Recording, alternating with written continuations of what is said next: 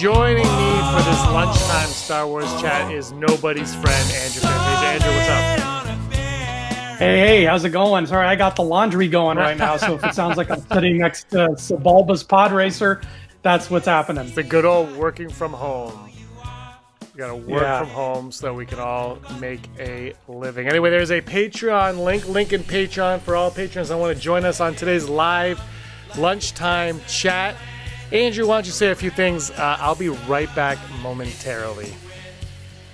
All right, James has some logistics to take care of, so you're stuck with me for just a couple minutes. Welcome to the live chat, everybody. Welcome to our lunch flying casual, keeping you company here during your working from home or working from your secret underground bunker. I ain't gonna judge you. If you have a bunker, that's awesome. Stock up on some Chef Boyardee while you're in there, or real pasta. Hey, zing, take that, Chef Boyardee. What do we got in the chat? We got Charlie Skywalker, we got D. Raven Spencer, Stan Solo, Dale Erdman, Rachel Alford. Who am I missing? Am I missing anybody? I'm also missing Mr. Rez, somebody named J.J. Abrams or Abrams. I don't know how to pronounce that, but welcome, J.J. Wow, you're saying a lot of hurtful things to me in the comments, but that's okay. Welcome, everybody, though. So glad you are coming aboard here. I'm Flying Casual. Let's talk Star Wars. That's what we're here for, right? We're talking Star Wars. I have a small announcement, very small. That book, The Essential Guide to Warfare, that James and Aaron got me for my birthday, the one that everybody was all up in arms about because I hadn't read yet. Well, I finished it last night. So it is finished. It's done. I got through the book, and I filmed a little video review on it that I think is going to go up on...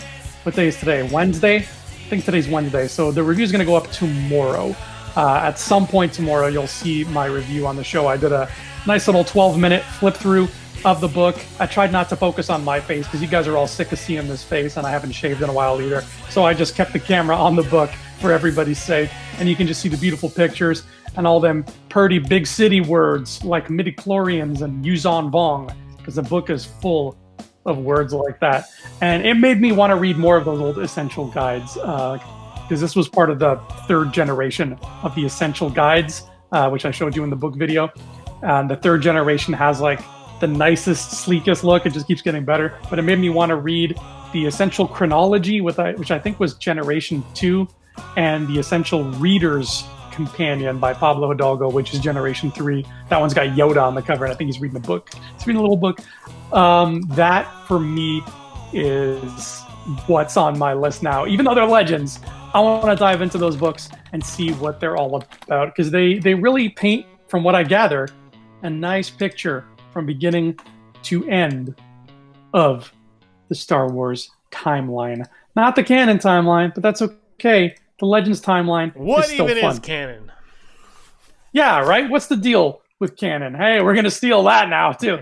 No, yeah, canon is a fickle thing right now. I love it, but just because Legends isn't canon anymore doesn't mean it's gone away. If you loved the Yuzon Vong stuff, if you love Jason and Jaina Solo, if you love Chewbacca dying, you can still love it. Nobody's going to stop you. It's all there to enjoy. Personally, I really want to read, oh God, what's it called? The one that's like 200 years after Return of the Jedi, and like Luke's great-grandson is a dude, and there's like a Darth Krayt guy. What's that? Star Wars Legacy, I think it's called. It's a comic. I've always wanted to read that. And I think that's the farthest they ever got in the timeline before Disney took over. The Dark Timeline. So the Dark Timeline. Is that called Legacy? What's it called? I don't know if anybody knows what it's called. Let me know in the chats. And we're joined by a Patreon. Hello. So Rachel? Hi, guys. Hello. Sorry, I lost the live chat. Yes, hi. Uh-oh. Yeah, I'm gonna try to get it back. Uh-oh. You guys have a nice little talk while I try to get the live chat back. Rachel, you read a lot of Legends books? I haven't really caught up on a whole lot of the books yet. Like, I'm still, like, I've primarily have always been kind of the strictly film, like, main kind of stuff that everybody knows about, or things like that. I'm kind of trying to get caught up on all of the different books and comics and TV shows and things like that, so I can kind of gain a bit more knowledge. But it's difficult to read when you have a dog that tries to eat books. Yeah. So I primarily do a lot of my stuff at night. James has a human who likes to eat books. It's me. It's you. I like to do it, but you're writing a book right now, Rachel. Why don't you tell everybody about that? Like Rez. Yes, I'm very excited about Edge of Hope novelization. I'm able to give so much more detail and kind of flesh out more of the character changes that I made, and just kind of my own little story, and make it something that everybody can relate to. Because, like, I took literally everything that Star Wars, like Clone Wars, Rebels, Legends, all of the films, prequels, sequels, the OG, like everything, even Solo and Rogue One, and tied it in together in Edge. So now I'm able to kind of show those threads that kind of come together to bind it together in a lot more detail. Very cool. By the way, I finally checked out the link a few days ago, Rachel. I got the link that James sent, so I got to read Edge of Hope, and it was really cool. Now, I don't know if I did something wrong or not, but it got to a point where it stopped, and it didn't look like the end of the story. It just kind of stopped. I don't know if you just put a teaser on Twitter and then like you stopped at a point, or if I just followed the link incorrectly. That's like, basically, if you come down and there's just one tweet, you click on that tweet and then it'll continue the thread. The whole thing is over 1,000 tweets long. Wow, that's crazy. That's awesome. But no, you did a really good job. I love your use of prose. I love your use of the characters. It was good stuff. Thank you. And you put that's on I'm really Wattpad glad you liked now it. too, right? Like yeah, it's on Wattpad. Like the novelization, I've gotten all the way to chapter 12 or 13. And I'm kind of like going through the thread and trying to like chronological with the Twitter thread. So anybody who hasn't finished the thread, if they go to read the novelization and then to read the thread, they can actually see where it ties together and everything. Like, I put the crawl in there and everything. I don't know if they do that in the novelizations, but like, I really like my crawl. Now, I remember Wattpad back in the day. I remember trying to use it and not being able to figure it out. I know we have a lot of creative people who watch this show. So can you give me a quick rundown? Like, what is Wattpad? How does it work? How do creative people use it? Like, what kind of benefits can you get out of something like Wattpad? Wattpad, basically, it gives you a bigger audience to reach than like if you did a blog on WordPress or anything like that, basically. And it also gives you the option of adding illustrations. So technically, like, if I wanted to, instead of just doing a header at the beginning of each chapter to kind of play off of what goes on in that chapter, I could actually insert GIFs or still images, or, you know, even if I could, I can't draw, but maybe somebody who could actually do their own illustrations could put those in the actual story as they're writing it. The only thing that I've come across with Wattpad that makes it a bit difficult at times is that if you go to use an image and it's not supported within that app, it will not load anything. So you have to kind of really be careful, or if you go to or publish something and it's not supporting that image, sometimes it'll just save it. Other times it's gone. So if you've written a really awesome draft of something and then you try to include an embedded image and it doesn't work, you have just lost it and you've got to go back and try to recreate it. But it gives you a broader audience. And from what I understand, people that post on Wattpad actually have had like actual writing careers come of it. They've had movies, TV series, and things like that, or at least that's Wattpad's big spiel. And I just was like, I can use images on this one versus where with WordPress you can't. So I was like, I've mainly been using images and everything on the thread. So I went with where I could put the pictures. Yeah, makes sense. And Star Wars is very visual anyway. And does Wattpad like charge you something to use it? Is it like a monthly thing, or is it just there you go, you're on Wattpad now?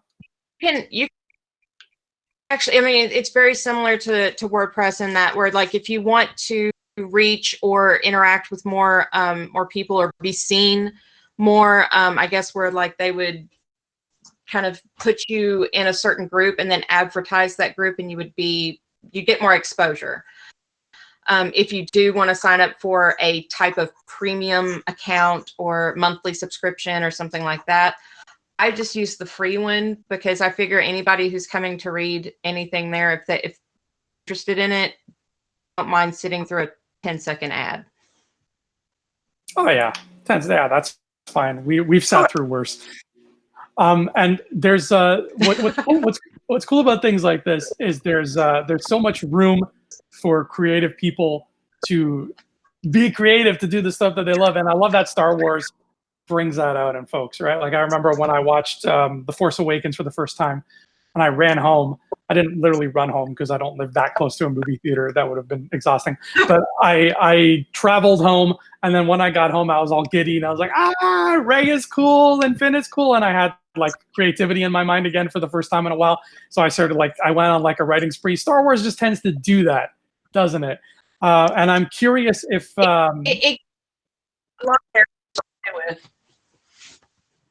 what's that? Sorry, go ahead.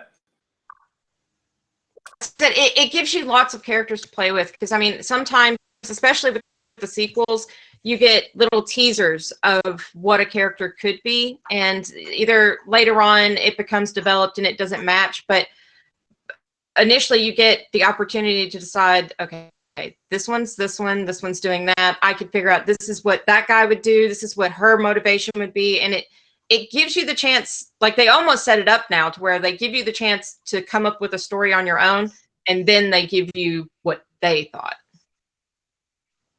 Right. Yeah. Now here's a question for you. Let's say Story Group called you up and they were like, Rachel, we want you to write a novel set in the Star Wars universe. They say you have to make up new characters. You can't touch what we have because we have plans for whoever. But they say pick a time period of your choice, create some characters, create a story, go. What are you doing? I've already got a trilogy planned. I've got a Zori Bliss standalone kind of like solo already in my brain, and like as soon as I finish with the Edge novelization, Zori's gonna be next. Like it's gonna stair step. It's literally going like Edge as episode 9, story of like Zori's solo story, and then going into the next trilogy that I've got planned, because at the end of the Zori story, that sounds so funny to say, at the end of Zori's story, it just plugs and ties everything in. So everything's kind of linked to itself. So it continues that whole kind of progression in the storyline. The new trilogy that I have planned is going to have quite a few new characters, quite a few new planets and different kind of conflicts. It's not going to be the same kind of bad guy B versus good guy A and the galaxy's caught in the middle. It's kind of something that's a little bit more smaller on scale, because I think if you start with a smaller scale kind of conflict and then bring those characters into it, you can expand out on it later, but you get a richer environment and you get more character detail by focusing on something that's small and then expands itself with the characters in the storyline, instead of having this massive thing going on in the background and then coming back to focus on small character stories, where some people come for the big story and they identify with one character, but 5 or 6 that you've got to focus on their storylines within the main theme, or you lose everything. So I wanted to try to start small and have it be just like a kind of conflict that my characters would face, and then they would have to kind of follow it along, and it would just keep getting bigger and bigger and bigger until eventually they either solve or succumb. I gotta interject here. Andrew, stop talking. I gotta pipe in for a second. I put the Edge of Hope Wattpad link in the description below, so if anybody wants to go over there and read it, you can just click on it and it will take you right there to the crawl. I started at the crawl, so go check it out if you haven't. But most people in the chat have, and they're all saying that they're big fans of it, so that's awesome, because it is a fantastic story. So check it out. I wish it could be a movie. Like, that's what I really wish. I wish there was some way, because I literally have sat and like had it stuck in my head so long that I'm just like, I want to see it in a theater. I want to see it big. Well, sometimes the imagination is better than what you see on the screen in physical form. So you never know. The director they hired to create it might not have your vision, and all of a sudden it'll all be played by Andrew, and it'll be the worst thing ever. Yeah, in my version, everybody is whatever species Ben Quaterneros is. Everybody. So it's the greatest thing ever, then. Exactly. How about a Ben Quaterneros side story? It could go away. A Ben Quaterneros side story is the only thing I've ever wanted, and I love how he's got 3 little googly antennas. So it's like his species, that could be like a thing in his species. Like, if the antenna on the left is waggling, that means like he's sexually interested right now. Or if the one in the middle is waggling, that means he's upset. Like, I wanna learn what those things do. The antenna would like show you which side of the brain he's actually using to function at that time. Yeah, that's why none of them were wiggling. Because I think in psychology, I think he was more like, dear God, it's so dry, aqua. That's the whole thing I've never understood about so many desert planets. Everybody's standing around and nobody has a glass of water. I don't understand how it's possible. It's hot. Where's your drink? Why are you not hydrating? Yeah, all we ever see them drink is blue milk. And I'm sorry, when I'm hot and sweaty and dry and dehydrated, the last thing I want to drink is a glass of milk. No, thank you. Milk was a bad choice. That's the new special edition of A New Hope. Lucas adds that line. A very well, you'd have problems with the milk anyhow, Andrew, because the blue and the green would dye the beard, so you'd end up with that Luke kind of. I don't think Luke's beard was actually white. I think it was just bleached blue from the milk. He had more green in his beard than he did in his lightsaber. Hey-oh. Somebody sounds bitter about that. But that's true. Let's change the topic a little bit, because it's getting off the rails now. That's what Andrew does best, get the topics off the rails. I'm just joking. But one thing I wanted to talk about is there's this character in Star Wars who I think most people find extremely boring and not usable in any respect whatsoever. But Rachel, you're a huge fan of this character, and that's Kiera. Nobody likes this character, but I'm just joking. Everybody likes Kiera. She is probably, of the new era, I would say one of the most intriguing characters of them all. And you have some big thoughts of Kiera, and you really want to talk about Kiera. I know we're going to do this another day, but let's just go into it now. Let's just have some fun talking about Kiera right now. First of all, what is it about Kiera that you really, really enjoy and want to see more of? I like that. I mean, you get to see her in kind of like in the middle of Han's story. It's literally they've been together for this long. They've developed a relationship, and then you get to see her kind of become disjointed from him, and she really develops more as her own person in the character. Like she's already resilient and strong and resourceful. And she's got her own kind of way of trying to negotiate Corellia and Lady Proxima, and then even the other members of that kind of little gang they've got, where like it's survival of the fittest. And she takes that knowledge, and when she gets sold off to Crimson Dawn, she really kind of implements that more, where she understands that as a woman, you can be soft, but then you can actually use that soft power to your advantage whenever you go to actually kind of not extort, but manipulate the kind of situation that you could be put in. But I love Kiera just because she doesn't let somebody lead her through her own story. She makes her own decisions, and she has her own opinions and her own thoughts about things. She's also just kind of like, she can stand toe to toe with Lando and not threatened. She can stand toe to toe with Beckett and not feel threatened.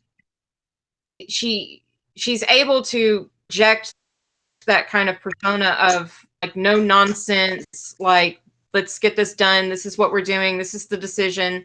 No discussion.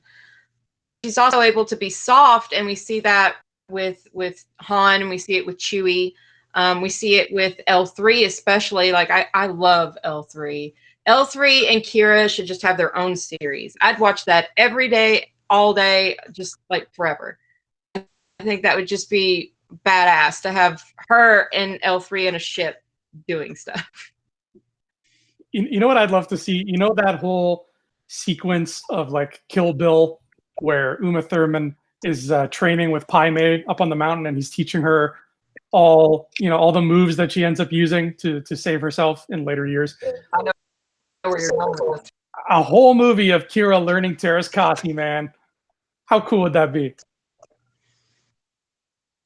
I want to see an instructional video on Terraskasi. I want to see how you can actually break that down and learn it, because that was like that just like 3-second little clip where you're just like, whoa.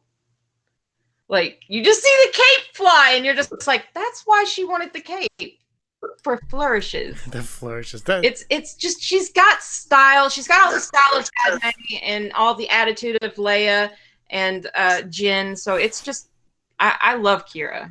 Like, where would Kiera rank if you took, the top, like say, the new Star Wars characters from Force Awakens onward? Where would you have Kiera rank on there? And could she kick Rey's butt? 110%. Ouch. She probably kick Rey. I didn't know you hated Rey so much. I don't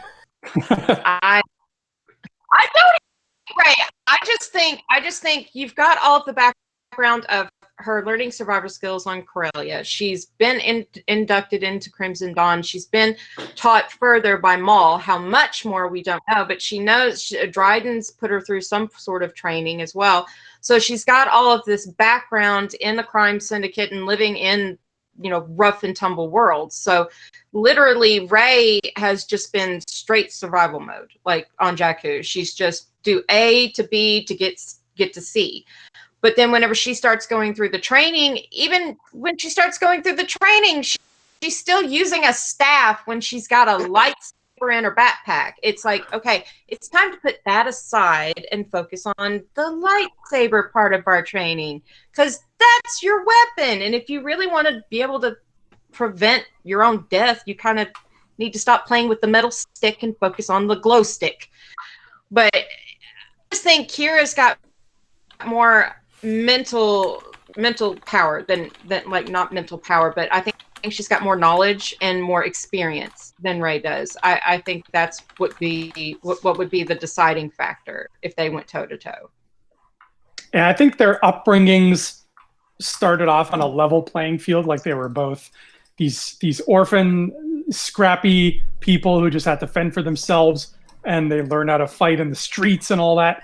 And then when they branch off into their different paths, and Kiera goes off and learns all these fancy martial arts and like some weird stuff that Dryden maybe teaches her, and then Rey goes off and learns some Jedi stuff. I think that even though their lives took such staggeringly different paths, I feel like they would both hold their own really well if they were fighting each other, just based on, if we're going with Rise of Skywalker, Rey, at least. I feel like she could hold her own against Kiera. It'd be tight. It'd be a tight match. I think Kiera would have it hands down. Like you were saying, where their lives were slightly similar. They really were. They really weren't. I mean, Kiera had to learn how to survive in a group of people, and surviving in a group of people where everybody's kind of out for their own benefit is different than being a solo act and just having to focus on yourself. When you have to learn to interpret how somebody talks, walks, what kind of, body signals, body language that, may mean, they're listening to you, or they're looking to betray you, or, it's fast hands and quick minds. With Jedi, with Rey, she would just have to know literally the basic, like she just learned the basics. She learned basic lightsaber skills. She learned basic force connecting skills. I mean, she really kind of got a leg up with the force bond, because that did some of the heavy lifting for her, where she was kind of like connected enough to Ben that, who's to say that like she didn't like get knowledge from Ben during that force bond sequence? Because I mean, it seemed to be towards the end of the Last Jedi, when she's in the throne room, like you saw how she fought versus how Ben fought. You could see like Kylo Ren trained, Rey just lightsaber slinging it left and right, and then you see her do the one cool move, which is the dropping it and then cutting the dude in half.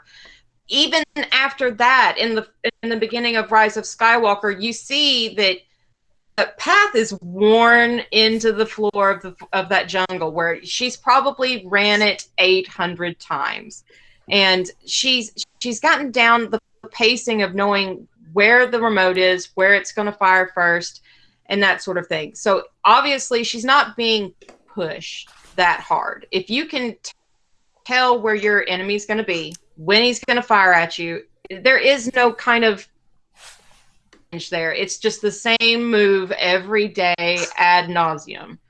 Parry, thrust, repeat. Parry, thrust, repeat.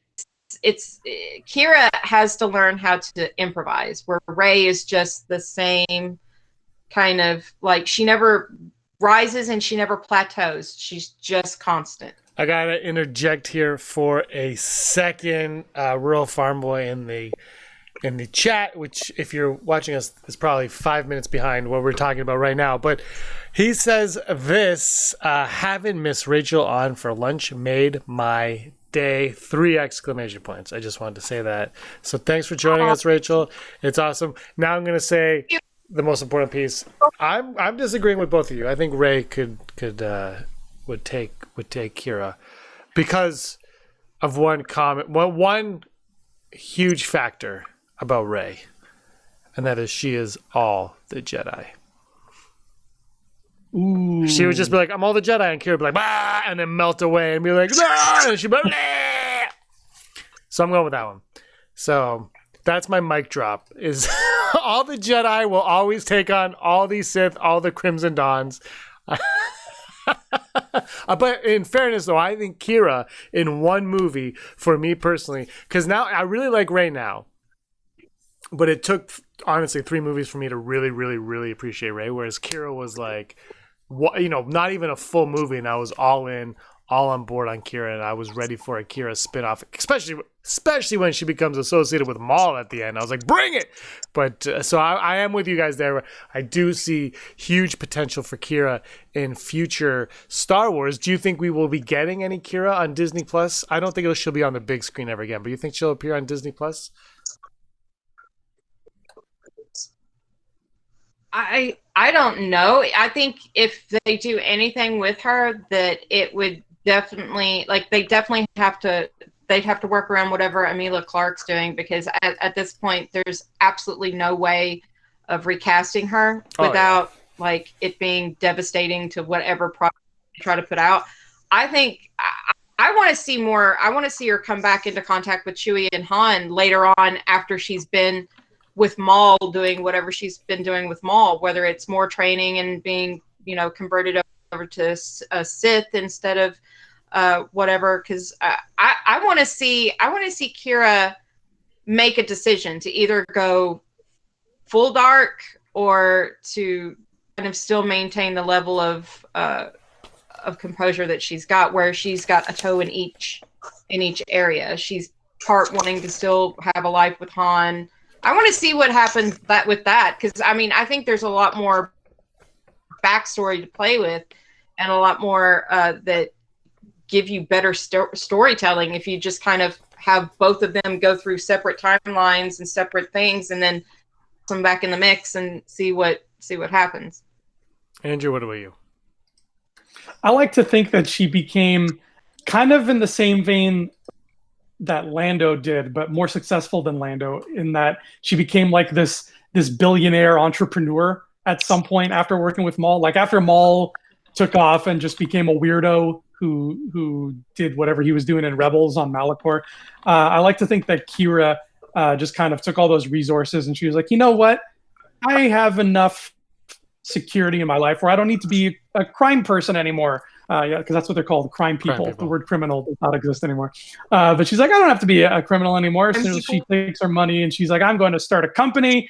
And she starts like some kind of big thing, and she becomes like this billionaire Elon Musk-esque figure in the galaxy who just does a bunch of cool things and uses her money to help people, like Bruce Wayne style. Maybe even anonymously, because she doesn't want people to be coming after her for her dough. So she's just like, yeah, let's send 300,000 credits to Mon Calamari to help them because there was a bad thing that happened on their planet, but don't tell them it's from me. Just there you go. She becomes like a philanthropist that way. I can totally see Kiera being like that.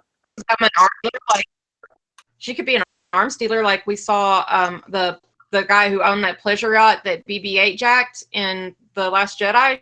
She could be an arms dealer. That right there seems like it would be kind of down her vein of expertise, being in the crime syndicate, like especially with the coaxium and stuff. She could just literally sit and engineer a total like just takeover of a certain kind of like arms deal thing, and just I see her going back to Corellia and just being like, I'm pretty awesome. I've got don't mess with me now. Like you thought I was, chicken feed. Now check me out.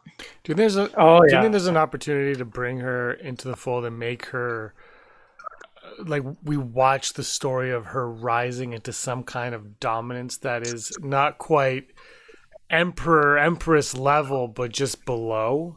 Anything like that? Do you think that it's not really plausible now because of the sequel trilogy, where it's so focused on Palpatine? That where does Kiera fit into that? Yeah, it would have to be something parallel. Well, we talked about that. We talked about this. I told you I thought that it was interesting that perhaps at the end of Solo, where Kiera leaves Han and Chewie, maybe it wasn't like everybody just automatically assumes it's because she loves him and wants to keep him safe. What if she's just tired of people bossing her around for her entire life? Like she constantly keeps saying everybody serves somebody. So maybe at that point she's like, I have nobody literally telling me what to do. I could step into Dryden's shoes right here and now, and nobody would be able to, I don't have to serve anybody. I could be the boss. So maybe she left Han and Chewie behind because she was like, I want to be in charge now. I want to decide what I want to do. I don't want to be somebody's side character.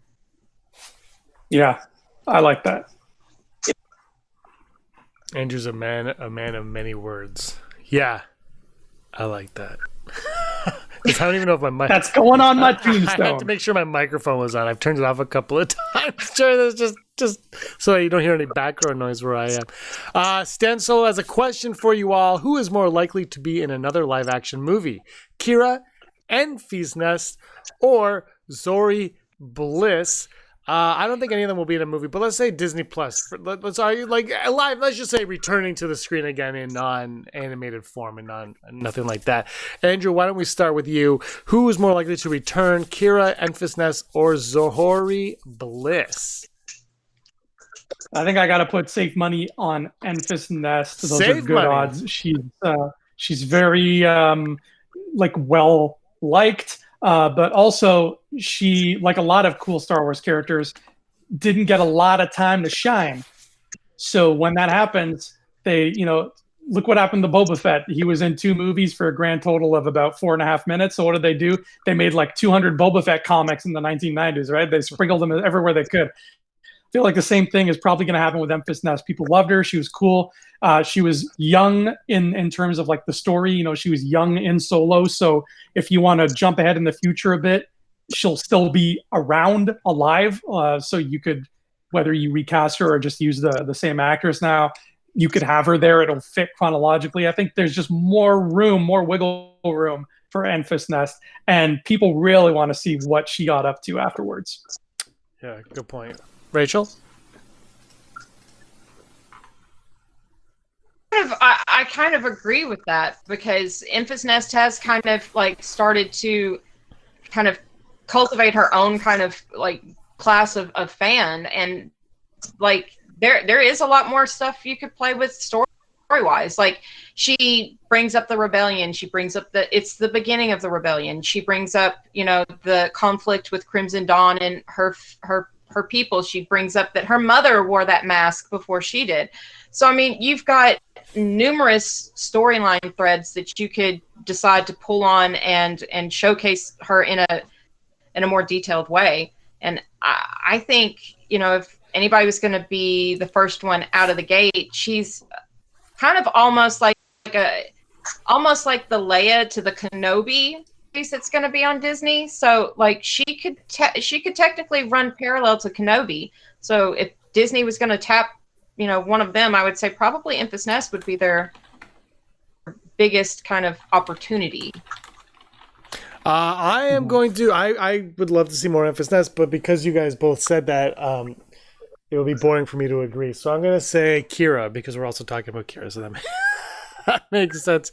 Zori Bliss I would love more Zori Bliss, obviously. I just feel like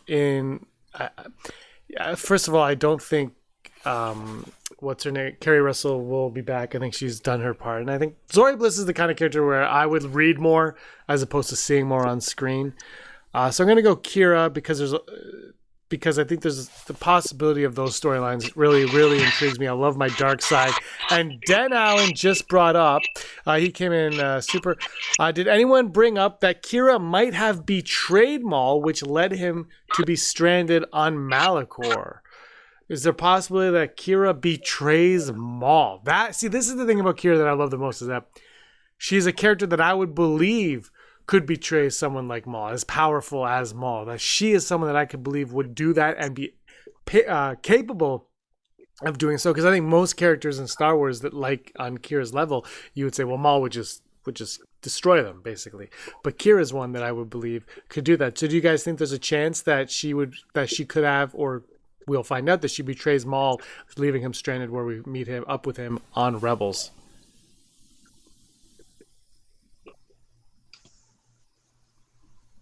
I think it's 100% possible that she could have betrayed Maul. I think it's almost the most likely kind of scenario, because Maul he gets in his own way in a lot of ways. Like he tries to anticipate things, but the awesome thing about Kiera and about her character and having her grow up the way she did is she can be so very unpredictable, and that's what kind of, I mean, you see it in kind of like an almost mirror situation between her and Han. So they're always thinking like 10 steps ahead of what the possible outcome is.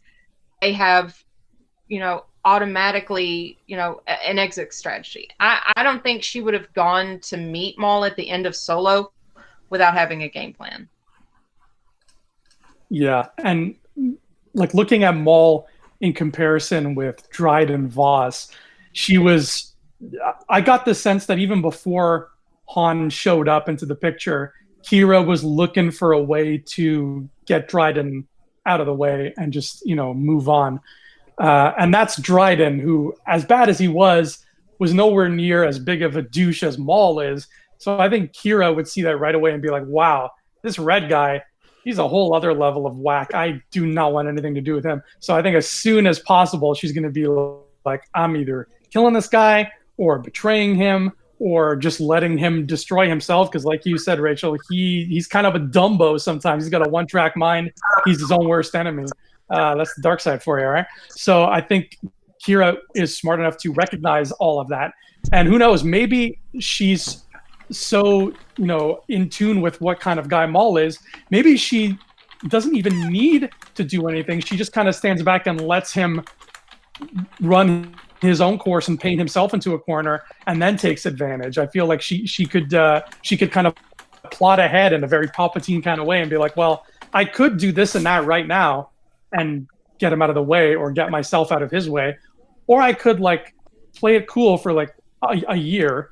And then next thing I know, because he wants to do this and that, and once he does this and that, he's done. He's gonna cause more trouble for himself than he knows what to do with, and I'm just gonna step in and take control. So I could see either method happening. I agree with that. I could see her hanging out for a while with Maul and soaking up as much knowledge that as possible. Like, what can she take from him and use to her benefit? So I can see her doing that, and then kind of almost letting Maul self-engineer his own kind of downfall, his own little happenstance mistake. Do you think there's a possibility that when we watch The Mandalorian, we see, in season 1, there's definitely more than one group going after the child baby Yoda? Whether or not they're all working from Moff Gideon or not, we don't know at this point. But do you think there's a chance that maybe Kiera is looking for Baby Yoda? That would be interesting. That would be very interesting to see what kind of instincts that would bring out in Kiera. If that would soften her or harden her, having been with Maul and then coming across Baby Yoda. That could go 2 ways, and it could go really, really kind of heartfelt and awesome, or it could just be like, no, not Yoda. Andrew, what about you? Sorry, Okay, I'll just tell you because you don't listen to me. Will Baby Yoda, not Baby, will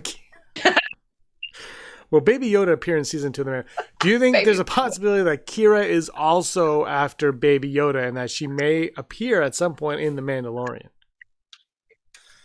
Ooh. I'm going to say no, because for her to appear in The Mandalorian, I think you would need to recast. I think Emilia Clarke looks too young to play 20 years older than she was in Solo. You could do it with makeup, but I don't know. I feel like if they're going to use Kiera, they're going to take advantage of the fact that they have a white strand of hair in her hair. That's how they would do it. True. She's like, I'm 20 years older. And she's because look, I'm old now. You look like Alexandra Cabot from Josie and the Pussycats. She's like, no, I'm old. I'm very old. By the way, my Kiera impression is on point. Mm-hmm. All right, we are going to I women age gracefully, James. Some of us don't end up all rough and haggard, but I've seen that in different shows where it's just the same character, but like they have a little bit of gray here and a little bit of gray there, and it's like, wow, You really worked on that, didn't you? They try really, really hard to do it. All right. We are going to wrap things up before we go. Rachel, any last words that you want to say for today? Everybody go read Edge. I'm almost 100% certain that you'll enjoy it. It's my favorite version of what episode 9 could have been. And I'm working on the novelization. I'm trying to get as many chapters as I can out, and then after that, like directly after it, I'm doing the Zori standalone, and it's not the Zori you've seen in episode 9. So if you are interested in a standalone Zori story, you should really read Edge to find out what kind of character she is in that universe. And so I just kind of like, if you're interested and you have it, let me know and I'll send it to you. And once again, the link also is in the description of this video, first bar of the description. Before we actually say we're talking about Star Wars, it's in there. Andrew, any final words for you?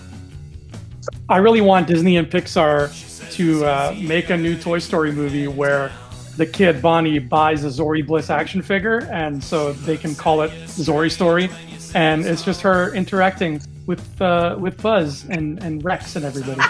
All right, thank you everybody for watching us today, for commenting in the chat. I think. Go on. I'll let you have the last word. I think Zori, the Zori toy would have issues with Buzz. It'd almost be funny to hear her parrot Woody's line, "You're just a child's plaything." All right, and she's got a little button, and when you press it, her visor goes like that. All right, everyone. Thank you so much for watching, for commenting along. Thank you to Rachel for clicking on that link in Patreon and joining us today and steering this conversation in whatever direction. Feeling fit. It was fun to talk about Kiera. Looking forward to talking about more Kiera. We'll be back tomorrow at lunch. Tonight, episode 162 at 7 p.m. Eastern. Live chat will be on with that as well. It's a lot of fun. Our top 5 tonight is top 5 underrated characters. We have some fun. Although after we did it, I started realizing that I was missing a bunch of characters that I really wanted. But whatever, it's top 5. So let us know your top 5. We hope to see you then. And until next time, may the force of others be with you. Bye, guys. Thank you for having me. Thank you. Thank you.